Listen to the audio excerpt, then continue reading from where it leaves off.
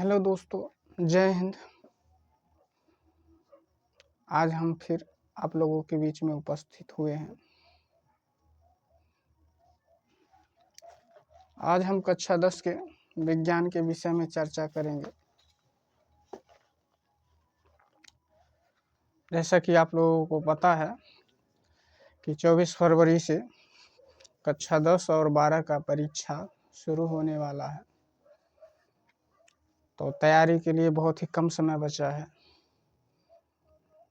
तो कम समय बचने को लेकर के काफ़ी लोगों में हड़बड़ाहट मची हुई है कि विज्ञान में क्या क्या तैयार करें, कैसे कैसे पढ़ें कि ताकि वह परीक्षा में बेहतर से बेहतर लिख सकें। सबसे पहले हम बताना चाहेंगे कि विज्ञान का जो लिखित परीक्षा है वो 70 अंक का है और बाकी जो 30 अंक है वह प्रयोगात्मक या प्रोजेक्ट, जिसको हम प्रैक्टिकल कहते हैं, तो प्रैक्टिकल में मिलने वाले हैं। और इसमें 70 में से आपको कम से कम उत्तीर्ण होने के लिए, पास होने के लिए 23 नंबर लाना है, और जबकि प्रैक्टिकल में आपको 10 नंबर लाना है। अगर कुल दोनों मिला करके बात किया जाए तो आपके 33 अंक आने अनिवार्य हैं, यानी आपको कुल 33 नंबर लाना है।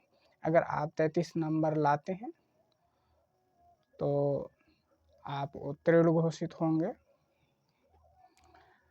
तो इसी क्रम में हम इकाई वाइज देखेंगे कि किस इकाई से कितने प्रश्न पूछे जाने की संभावना है या कितने प्रश्न आएंगे। तो रासायनिक पदार्थ, प्राकृत एवं व्यवहार पर 20 नंबर आने वाले हैं। जैव जगत से 20 नंबर आने वाले हैं। प्राकृतिक घटनाएं से 12 नंबर आने वाले हैं। विद्युत का प्रभाव से 13 नंबर आने वाला है और प्राकृतिक संसाधन से आपको 5 नंबर आने वाले हैं। तो अगर इन पांचों इकाइयों को जोड़ दिया जाता है तो ये आपके 70 नंबर हो जाते हैं। अब इनके विषय में हम विस्तार से चर्चा करेंगे। तो सबसे पहले हम रासायनिक पदार्थ, प्राकृत एवं व्यवहार को देखेंगे। तो जितना जितना भी हम टॉपिक बताएंगे उसको आप लोग ध्यान से पढ़ेंगे, उनको जानने की कोशिश करेंगे, उनकी परिभाषाएं याद करने की कोशिश करेंगे, उनकी प्रकृति क्या है इसको आप लोग समझने का प्रयास करेंगे, और वह क्या व्यवहार करते हैं, कैसी अभिक्रियाएं करते हैं, किन किन परिस्थितियों में अभिक्रियाएं करते हैं, ये सब आपको ध्यान में रखना है। तो सबसे पहले हम रासायनिक अभिक्रियाओं के बारे में देखेंगे। तो आपको सबसे पहले पढ़ना है रासायनिक समीकरण। तो आपको समझना है कि रासायनिक समीकरण होता क्या है, रासायनिक समीकरण किसे कहते हैं, रासायनिक समीकरण की प्रकृति क्या होती है, रासायनिक समीकरण को कैसे लिखते हैं। उसके बाद आता है संतुलित रासायनिक समीकरण। तो संतुलित रासायनिक समीकरण क्या है, असंतुलित रासायनिक समीकरण क्या है, इसको आपको बेहतर से ध्यान दे करके पढ़ना है और रटने की कोशिश मत करिएगा, समझने की कोशिश करिएगा। और जैसे आप रटने की कोशिश करेंगे तो ये जान लीजिएगा कि आप कहीं ना कहीं भूल जाएंगे। तो सबसे पहले आप बेहतर से उसको समझने की कोशिश करिएगा। और नेक्स्ट आता है संतुलित रासायनिक समीकरण का तात्पर्य क्या है। उसके बाद संतुलित रासायनिक अभिक्रियाओं के प्रकार कितने हैं, संयोजन अभिक्रियाएं क्या है, अपघटन अभिक्रिया क्या है, विस्थापन अभिक्रिया क्या है, द्विविस्थापन अभिक्रिया क्या है, अक्षेपण अभिक्रिया क्या है, उदासीनीकरण उपचयन क्या है, अपचयन अभिक्रिया क्या है। तो ये कहीं ना कहीं आपको ध्यान देना पड़ेगा। कम से कम ये जो परिभाषाएं हैं, जो जिन जिन टॉपिकों पर हम बात कर रहे हैं, तो इनकी कम से कम आप लोग जो है परिभाषाएं याद करेंगे, याद करने की कोशिश करेंगे, समझने की कोशिश करेंगे, और इनकी जो रासायनिक अभिक्रिया जो होती हैं उनकी प्रकृति कैसे कैसे होने वाली है, वह किस तरह से अभिक्रियाएं करती हैं, तो इनको आप विस्तार से समझने की कोशिश करेंगे।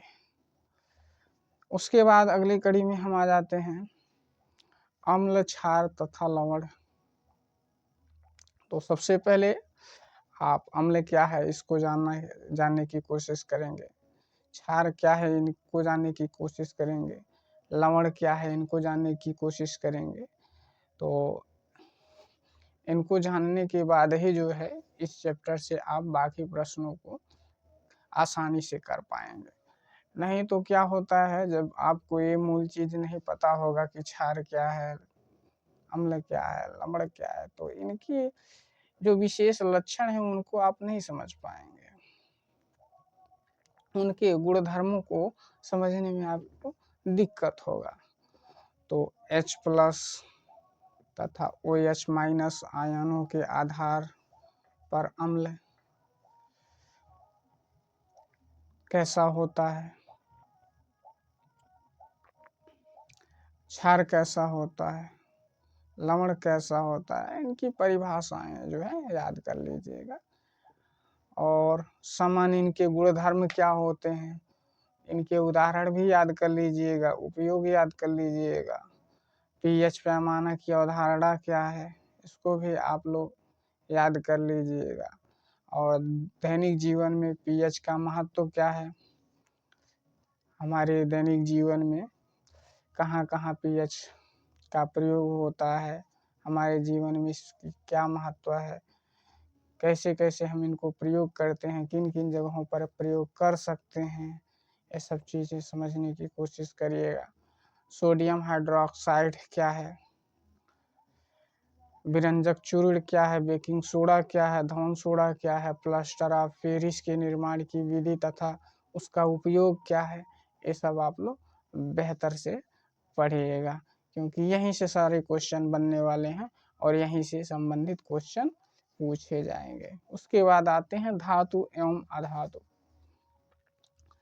तो धातु अधातु के गुणधर्म क्या हैं, आयनिक यौगिकों का निर्माण कैसे होता है तथा इनके गुणधर्म क्या है, सक्रियता श्रेणी को आप लोग ध्यान से पढ़ लीजिएगा।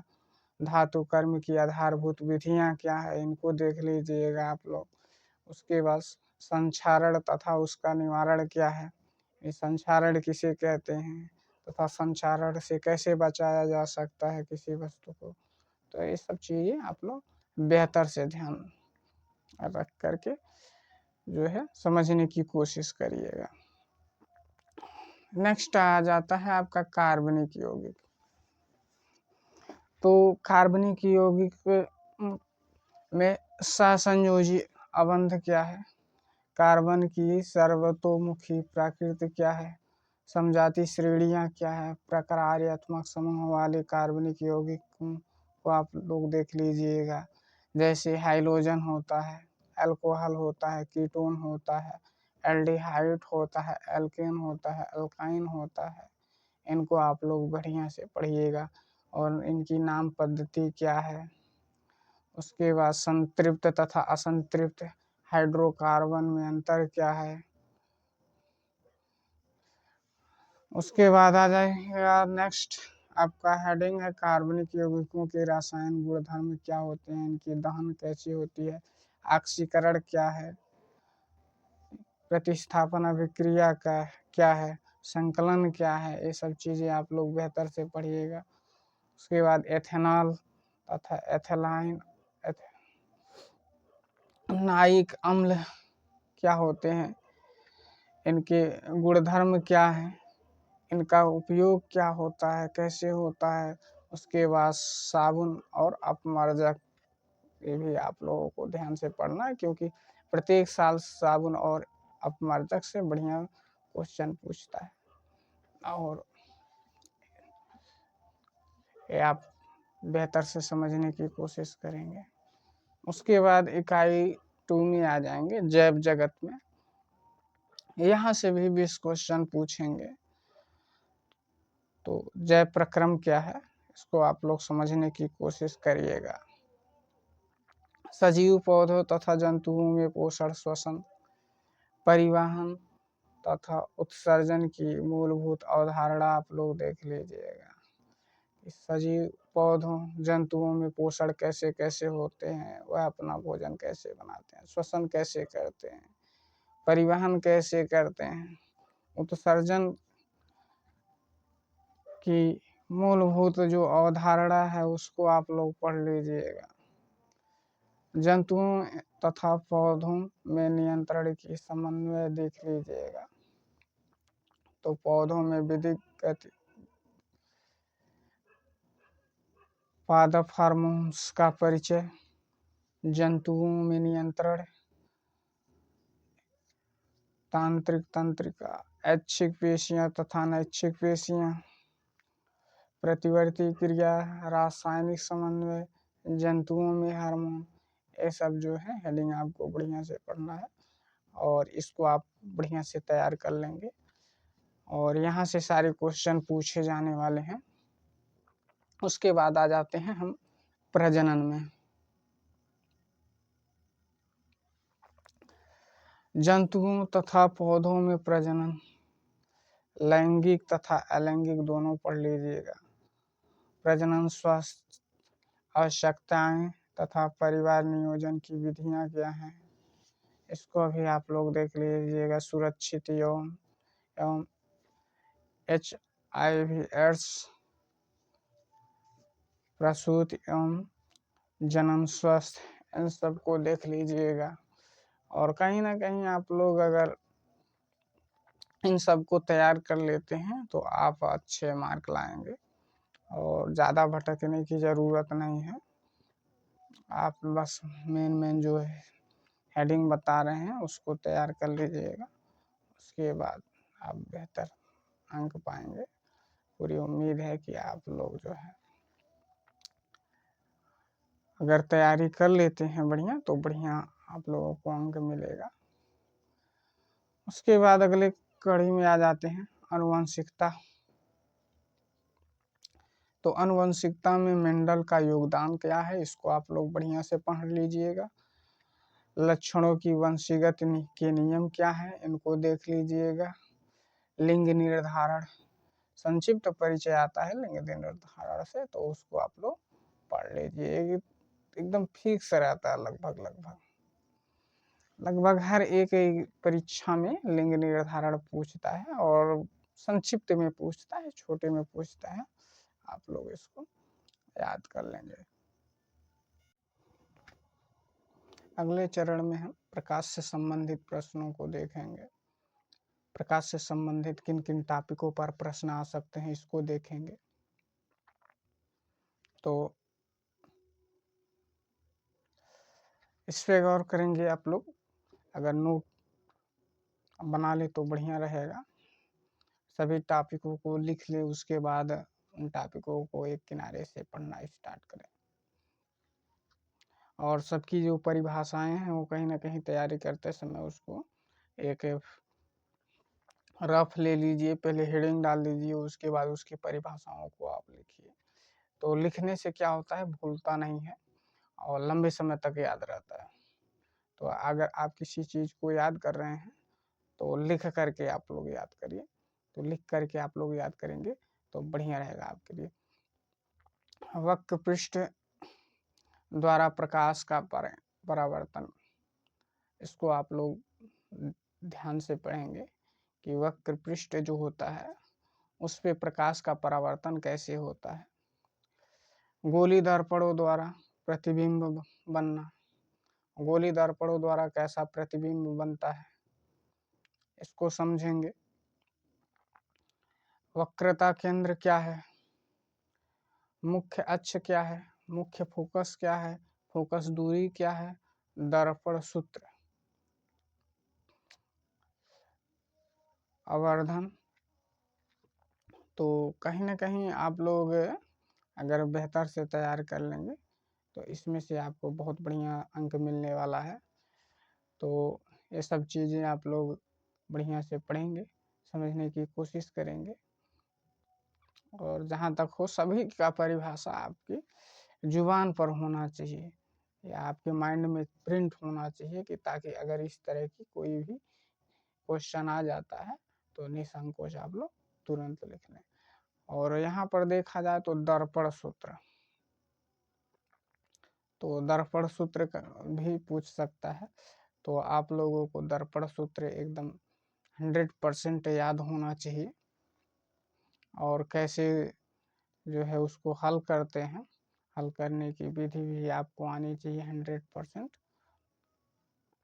क्योंकि यहाँ से क्वेश्चन हमेशा पूछे और पूछते आए हैं और इस बार भी पूछेंगे। ये जान लीजिए कि 100% पूछेगा ही पूछेगा।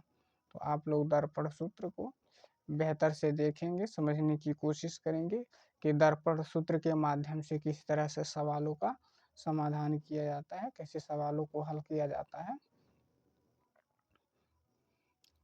प्रश्नों का हल करने का तरीका भी देख लीजिएगा।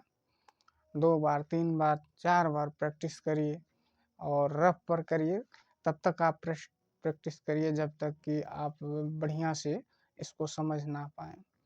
निरंतर आप लोग प्रैक्टिस करते रहिए। उसके बाद अगले चरण में आ जाता है आपका अपवर्तन। अपवर्तन किसे कहते हैं, अपवर्तन के नियम क्या है, अपवर्तनांक क्या होता है, गोली लेंसों द्वारा अपवर्तन क्या होता है, कैसे होता है, गोली लेंसों द्वारा प्रतिबिंब का बनना, गोली लेंस द्वारा प्रतिबिंब कैसे बनता है, लेंसों द्वारा प्रतिबिंब बनने के नियम, लेंस सूत्र। तो ये सब आपको बढ़िया से पढ़ना है। तो लेंस सूत्र जब पढ़ेंगे तो उसमें आपको व्युत्पत्ति आवश्यक नहीं है, तो व्युत्पत्ति से आप नहीं पढ़ेंगे तो भी हो जाएगा, क्योंकि वहाँ से क्वेश्चन पूछने की संभावना ना के बराबर है। बाकी आप आवर्धन पढ़ेंगे, लेंस की क्षमता पढ़ेंगे, मानव नेत्र में लेंस का कार्य पढ़ेंगे, दृष्टि दोष एवं निवारण पढ़ेंगे, गोली दर्पण पढ़ेंगे तथा लेंसों का अनुप्रयोग पढ़ेंगे, और साथ ही साथ प्रिज्म द्वारा प्रकाश का अपवर्तन पढ़ेंगे और प्रकाश का विक्षेपण पढ़ेंगे, प्रकाश का प्रकीर्णन पढ़ेंगे, दैनिक जीवन में इसका अनुप्रयोग देखेंगे। तो ये सब टॉपिक हैं जो आपको अपवर्तन से संबंधित है, पढ़ने की आवश्यकता है। अगर ये सब टॉपिक आप तैयार कर लेते हैं तो यहाँ से भी आपको काफ़ी बेहतर अंक मिलने वाले हैं। अगले चरण में आ जाते हैं, विद्युत का प्रभाव देखेंगे। तो विद्युत का प्रभाव इकाई से आपको जो है 13 अंक मिलने वाले हैं। तो विद्युत का प्रभाव में आपको सबसे पहले विद्युत धारा पढ़ना है, उसकी परिभाषा याद करनी है कि विद्युत धारा क्या होता है। उसके बाद विभवांतर पढ़ना है, विद्युत धारा विभवांतर की परिभाषाएं ये सब आपको याद होने चाहिए। ओम का नियम पढ़ना है, ओम का नियम भी पूछता है, हमेशा पूछा है, इस बार भी पूछेगा, और ये भी एकदम जान लीजिए 100% पूछने वाला है। ओम का नियम क्या है, प्रतिरोध क्या होता है, प्रतिरोधकता क्या होता है, किन कारणों पर किसी चालक का प्रतिरोध निर्भर करता है, इसको पढ़ लीजिएगा आप। प्रतिरोध का संयोजन कैसे होता है, श्रेणी का क्रम क्या होता है, समांतर क्रम क्या होता है, ये सब बेहतर से आप पढ़ने की कोशिश करेंगे। दैनिक जीवन में इसका उपयोग कैसे होता है, विद्युत धारा का उसमें प्रभाव क्या होता है, दैनिक जीवन में इसका उपयोग क्या होता है, विद्युत शक्ति क्या होती है, ये सब चीज़ें आप पढ़ेंगे बढ़िया से। उसके बाद PVI तथा R में अंतर संबंध स्थापित करने के लिए आएगा। ध्यान रख लीजिए, नोट कर लीजिए कहीं, PVI तथा R में अंतर संबंध लिखने के लिए अवश्य देगा।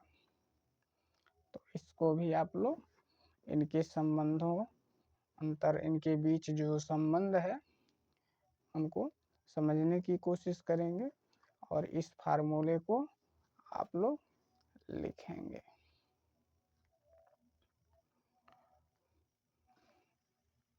अगले चरण में आ जाता है विद्युत धारा का चुंबकीय प्रभाव। तो विद्युत धारा के द्वारा चुंबकीय क्षेत्र में कैसे कैसे प्रभाव होता है उसको पढ़ेंगे। चुंबकीय क्षेत्र क्या होता है, चुंबकीय रेखाएं क्या होती हैं, किसी विद्युत धारावाही चालक के कारण चुंबकीय क्षेत्र कैसे बनते हैं, परिनालिका में प्रवाहित विद्युत धारा के कारण चुंबकीय क्षेत्र कैसे बनता है इसको देखेंगे। चुंबकीय क्षेत्र में किन विद्युत धारावाही चालक का बल होता है इसको देखेंगे। फ्लेमिंग के बाएं हाथ का नियम देखेंगे और घरेलू विद्युत परिपथ देखेंगे। तो इसमें से अगर आप लोग बढ़िया तैयारी कर लेते हैं तो आपको यहाँ भी नंबर मिलने वाला है। जिसमें फ्लेमिंग के बाएं हाथ का जो नियम है वो है अनिवार्य रूप से आने वाला है। ये भी आपका 100% गारंटेड है कि जो है फ्लेमिंग के बाएं हाथ का नियम आएगा। और घरेलू विद्युत परिपथ भी आता है, तो इसका डायग्राम भी बनाना होता है। तो यहाँ से भी ये क्वेश्चन लगभग 100% आने वाला है। उसके बाद नेक्स्ट में प्राकृतिक संसाधन से 5 प्रश्न पूछे जाने वाले हैं। परितंत्र पूछा जाएगा और पर्यावरणीय समस्याएं पूछे जाएंगे। ओजोन परत का अपक्षय पूछा जाएगा, अपशिष्ट उत्पादन पूछा जाएगा और अपशिष्ट उत्पादन का निवारण भी पूछा जाएगा और जैव न्यूनीकरण तथा अजैव न्यूनीकरण पदार्थ के बारे में भी पूछा जाएगा। तो यहाँ से मिला करके टोटल आपके 5 प्रश्न आने वाले हैं। और